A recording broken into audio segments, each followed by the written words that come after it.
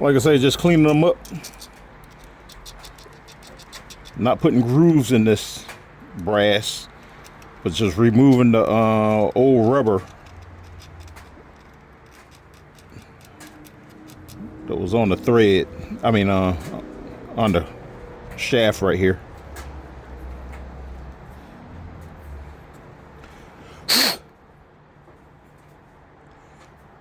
You see down through there, it's all open. All right, so make sure you clean out from up in here, right there where it seats. Just lightly go around that rim, getting rid of any debris.